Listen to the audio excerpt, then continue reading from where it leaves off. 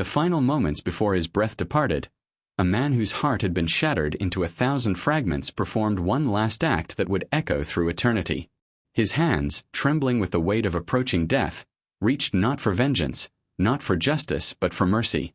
The crowd below jeered and spat, their hatred rising like smoke from an unholy altar, yet from lips parched with agony came words that would shake the very foundations of heaven and earth.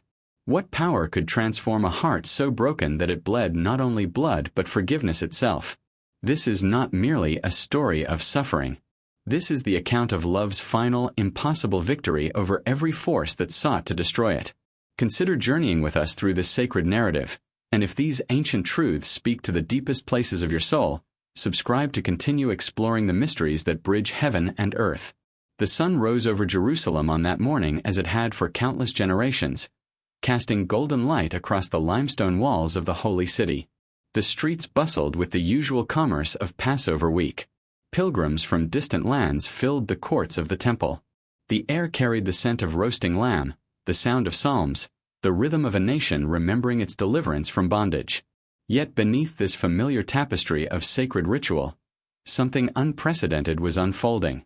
In the halls of the high priest, in the fortress of the Roman governor, in the whispered conversations of frightened disciples, a drama was reaching its crescendo that would divide all of human history into before and after. 3 years earlier, the one they called Jesus of Nazareth had walked beside the Sea of Galilee and called ordinary men to an extraordinary purpose. Fishermen abandoned their nets.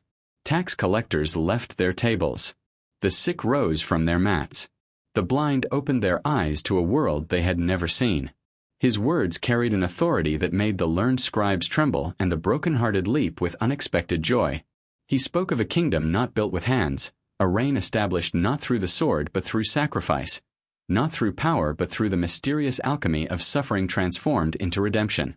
But power fears what it cannot control, and truth threatens those whose authority rests on deception.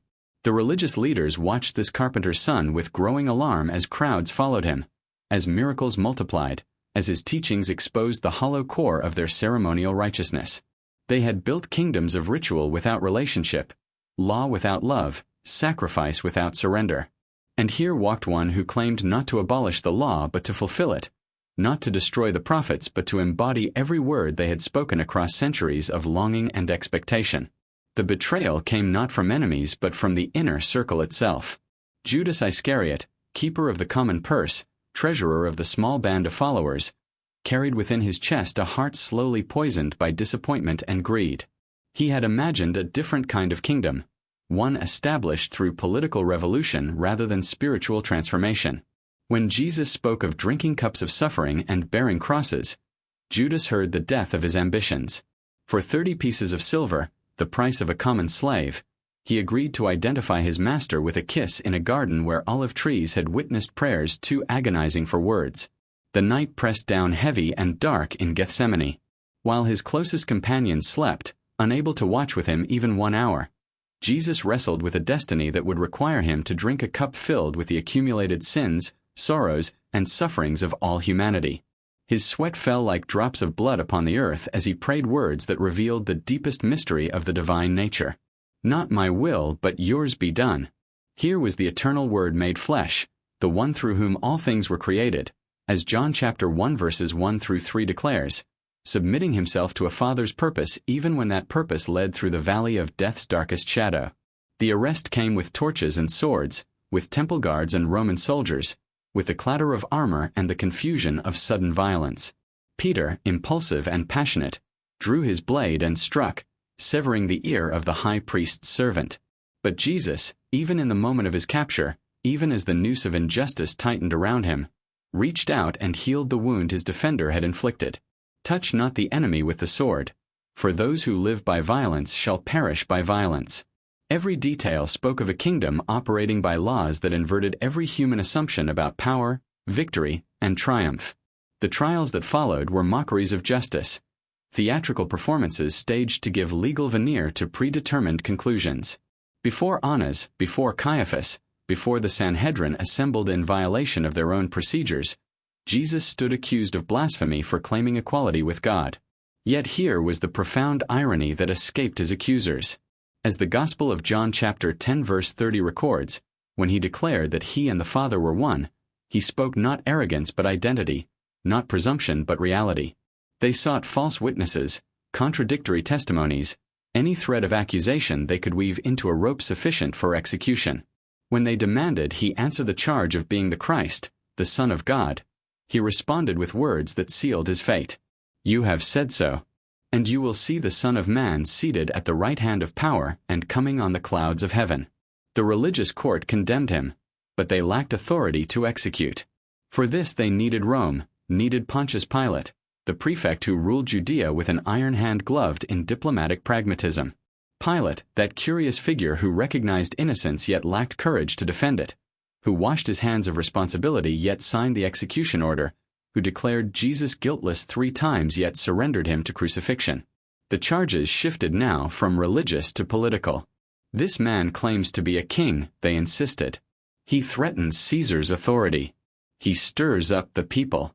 Pilate, caught between his wife's warning dream and the crowd's mounting rage, chose expedience over justice, popularity over principle. The scourging came first, that brutal Roman preliminary to crucifixion designed to weaken the condemned and hasten death upon the cross. Leather straps embedded with bone and metal tore through flesh, opening wounds that would never heal in the few hours remaining. The soldiers, finding entertainment in the suffering of this supposed king, wove a crown from thorn branches and pressed it deep into his scalp. They draped a purple robe across his bleeding shoulders, placed a reed in his hand as a mock scepter, and bowed before him in vicious parody. "Hail, King of the Jews," they laughed, spitting on him, striking him, amusing themselves with the degradation of deity. Isaiah chapter 53 had prophesied centuries earlier that the suffering servant would be despised and rejected, a man of sorrows acquainted with deepest grief. He would be wounded for our transgressions, crushed for our iniquities, and by his stripes we would find healing.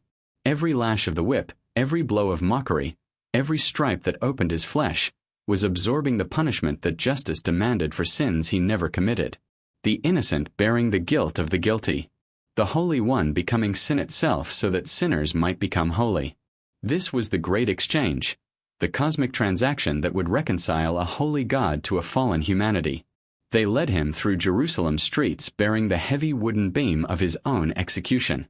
His strength, depleted by sleeplessness, betrayal, illegal trials, beating and scourging, finally failed.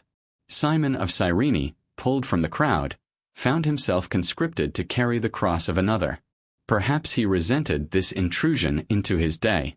Perhaps he had no idea that he was participating in the central moment of all history.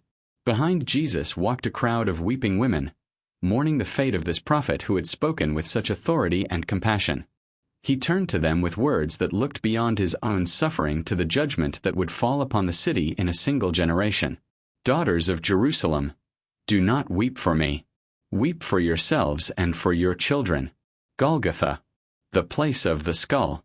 A small hill outside the city walls where Rome displayed its power through the slow, excruciating public execution of criminals and rebels. Here they crucified him between 2 thieves, fulfilling the prophecy that he would be numbered with transgressors. The cross, that instrument of shame and torture, was designed to maximize suffering while prolonging life. Victims hung for hours or even days, struggling for each breath, as the weight of the body pulled against lungs unable to fully expand. Every movement brought fresh agony. Every breath required pushing up against nails driven through feet, pulling against nails piercing wrists. Above his head they affixed the charge, written in Hebrew, Latin, and Greek so all could read. "Jesus of Nazareth, King of the Jews." Pilate had written it, and when the chief priests protested, demanding he change the inscription to claim that Jesus only said he was king, the governor refused with rare defiance. "What I have written, I have written." In languages of religion, empire, and philosophy the declaration stood. This was the king, enthroned not on cedar or gold but on rough wood stained with his own blood. The soldiers cast lots for his clothing, gambling at the foot of the cross while life drained away above them. They fulfilled without knowing the ancient words of Psalm 22 verses 16 through 18, which had described this very scene 1,000 years before. "They divide my garments among them, and for my clothing they cast lots." Every detail unfolded according to a script written in eternity, performed in time, accomplishing purposes that angels long to understand. The crowd that gathered showed humanity in all its varied responses to suffering and truth. Some came to mock, wagging their heads, hurling insults at the dying man. You who would destroy the temple and rebuild it in 3 days, save yourself. If you are the Son of God, come down from the cross. The religious leaders, satisfying themselves that their problem was being eliminated, sneered their contempt. He saved others, but he cannot save himself. Let the Christ, the King of Israel, descend now from the cross that we may see and believe. They understood neither the irony of their words nor the depth of their truth. He could have saved himself. The 12 legions of angels Matthew chapter 26 verse 53 speaks of were merely a word away. But salvation of himself would have meant damnation for all others. Even one of the criminals crucified beside him joined the chorus of mockery, demanding that if Jesus were truly the Christ, he should save himself and them as well. But the other thief, with death's clarity stripping away all pretense, recognized something the learned and the religious had missed. "This man has done nothing wrong," he gasped. Then, turning his head with enormous effort, he made a request that revealed faith born in the unlikeliest soil. "Jesus, remember me when you come into your kingdom." Here was a man dying for his crimes, acknowledging justice even as he appealed for mercy. And from lips cracked and bleeding came the promise that would open paradise itself. "Truly I tell you, today you will be with me in paradise." At the foot of the cross stood those whose love proved stronger than fear. Mary, his mother, watching the son she had borne in a Bethlehem stable. The child angel Gabriel had announced, the boy who had grown in wisdom and stature and favor with God and man. What sword pierced her heart as Simeon had prophesied in Luke chapter 2 verse 35, watching her firstborn suffer such agony. John, the beloved disciple, the one who had leaned against Jesus' chest at supper, standing firm when others had fled. Mary Magdalene, from whom 7 demons had been cast out, who had found in Jesus liberation and purpose and love that never condemned. And other women who had followed him from Galilee, ministering to him, supporting his work, faithful to the end. From the cross, through pain that should have consumed all thought, Jesus saw his mother and the disciple he loved. With words that took enormous effort to force through lungs compressed by crucifixion's torture, he made provision for her care. "Woman, behold your son." Then to John, "Behold your mother." Even in his dying, he thought of others' needs. The second Adam, where the first had brought death through selfish grasping, brought life through selfless giving. Darkness fell at noon. For 3 hours, as Jesus hung between heaven and earth, as he bore the weight of human sin and divine judgment, the sun itself withdrew its light. This was no natural eclipse, for Passover occurred at full moon when eclipses are impossible. This was creation itself recoiling from the sight of its creator being crushed under the burden of cosmic evil. The darkness was not merely physical but spiritual, the shadow of separation when the sun experienced the abandonment that sinners deserve. From the cross came a cry that shook the foundations of theology itself. my God, why have you forsaken me?" These words from Psalm 22 verse 1 revealed the mystery at the heart of the atonement. The Trinity, united in perfect love and communion from eternity, experienced a rupture. The Father turned his face from the Son who had become sin for us, as 2 Corinthians chapter 5 verse 21 declares. The Holy One could not look upon iniquity. The price of redemption was not just physical death but spiritual separation, the hell that humanity deserved absorbed by deity in an act of love incomprehensible in its magnitude. His throat parched beyond endurance, Jesus said simply, "I thirst." They lifted to his lips a sponge soaked in sour wine, the cheap drink of laborers and soldiers. This fulfilled the prophetic word of Psalm 69 verse 21, that in his thirst they would give him vinegar to drink. Even this small detail had been written into the script of redemption centuries before its enactment. Then, summoning strength that could only have been sustained by divine purpose, Jesus made a declaration that echoed through heaven and hell, through time and eternity. It is finished. Tetelestai in the Greek, a word that carried profound meaning. Not it is ended in defeat, but it is completed in victory. Not I am finished, but the work is finished. The debt is paid. The sacrifice is accepted. The way is opened. The curse is broken. Sin's penalty is satisfied. Death's power is shattered. The ancient serpent's head is crushed. The captives are freed. The prison doors are opened. The veil is torn. Tetelestai. It is finished. With his final breath, Jesus spoke words that revealed trust transcending all suffering. Father, into your hands I commit my spirit. Then he bowed his head and gave up his spirit. Not his life taken by force, but surrendered by choice. As John chapter 10 verse 18 records his own words, "No one takes my life from me, but I lay it down of my own accord. I have authority to lay it down and authority to take it up again." The moment of his death released consequences that rippled through the physical and spiritual realms. The massive veil in the temple, which separated the Holy of Holies from the rest of the temple, tore from top to bottom. This was no human hand pulling at fabric, but divine fingers ripping aside the barrier that had stood between God and humanity since Eden's gate closed. The way into the Father's presence, formerly restricted to the high priest once a year, now stood open to all who would enter through faith in the sacrifice completed at Calvary. As Hebrews chapter 10 verses 19 through 20 declares, we have confidence to enter the holy places by the blood of Jesus, by the new and living way that he opened for us through the curtain, that is, through his flesh. The earth shook. Rocks split. Tombs opened.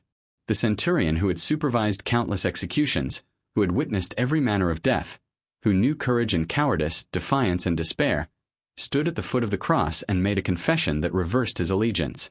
Truly this was the Son of God. A Roman soldier, a Gentile, an agent of the empire that had executed this Jewish teacher, became one of the first to acknowledge what the religious leaders rejected. The kingdom was opening to unexpected citizens. Joseph of Arimathea, a secret disciple who had feared to publicly align himself with Jesus during his life, found courage in death to approach Pilate and request the body. Nicodemus, who had come to Jesus by night to discuss spiritual birth, brought 75 pounds of myrrh and aloes for burial preparation. Together they wrapped the body according to Jewish custom, laying it in a new tomb hewn from rock, a grave that had never held another corpse. They rolled a massive stone across the entrance. The Sabbath was approaching, and even in death, the rhythms of the covenant marked time. The religious leaders, nervous that the movement might continue, requested that Pilate station guards and seal the tomb. They remembered Jesus' predictions of rising on the third day and feared the disciples might steal the body and claim resurrection. So Rome's authority and Israel's priesthood collaborated to secure a grave, not realizing they were merely setting the stage for the greatest demonstration of divine power in human history. For a day and a night and another day, the tomb held its treasure. The disciples scattered, hiding in fear that they would be arrested next. The women who had watched from Golgotha planned to return after Sabbath with additional spices for the body. Hope seemed as dead as their master. Every promise he had made appeared to have died with him on that cross. The kingdom they had anticipated looked like nothing more than a beautiful dream shattered by brutal reality. But early on the first day of the week, as dawn was breaking, as the darkness of Saturday gave way to Sunday's light, something happened that would transform everything. The women came to the tomb expecting to find death and discovered instead an empty grave, an angel announcing resurrection, and instructions to tell the disciples that Jesus was going ahead of them into Galilee. He is not here. He has risen just as he said. The broken heart had performed its final miracle. Not on the cross, where forgiveness flowed like blood toward those who murdered him. Not in the garden, where he healed the enemy's servant even as he was being arrested. Not in the tomb, where death could not hold the author of life. The ultimate miracle was this, that brokenness itself became the instrument of healing, that weakness manifested power, that death birthed life, that loss produced gain, that suffering achieved glory, that sacrifice secured victory. As 1 Peter chapter 2 verse 24 declares, he himself bore our sins in his body on the tree, that we might die to sin and live to righteousness. By his wounds you have been healed. The broken heart of God, expressed through the broken body of the Son, opened a way for every broken human heart to find healing, forgiveness, purpose, and eternal hope. This is not merely history. This is invitation. The same Jesus who died on that Roman cross, who was laid in that borrowed tomb, who rose on that first Easter morning, who appeared to disciples and hundreds of witnesses, who ascended into heaven and sits now at the Father's right hand, offers to every person the gift purchased with his blood. forgiveness for every sin, cleansing for every stain, reconciliation despite every rebellion, life in the place of death, hope instead of despair, purpose to replace meaninglessness. The last miracle of that broken heart continues today, echoing across centuries, reaching into every corner of the world, touching every life that will receive its offer. It is the miracle of transformation, of new birth, of old things passing away and all things becoming new. It is the miracle of the cross, where divine justice and divine mercy met, where holiness and love embraced, where wrath and grace were satisfied in a single act of infinite sacrifice. If this account of the greatest love ever demonstrated has stirred something deep within your soul, if you sense the Spirit drawing you toward the one who loved you enough to die for you, do not resist. Share this truth with others who need to hear it. Subscribe to continue this journey through the profound mysteries of faith that transform broken hearts into vessels of divine grace. For the miracle performed on Golgotha 2,000 years ago remains powerfully effective today, offering healing to every broken heart that will come to the foot of the cross and look up at the Savior who loved us enough to die, and who loved us enough to rise again, conquering death itself so that we might live forever in His presence.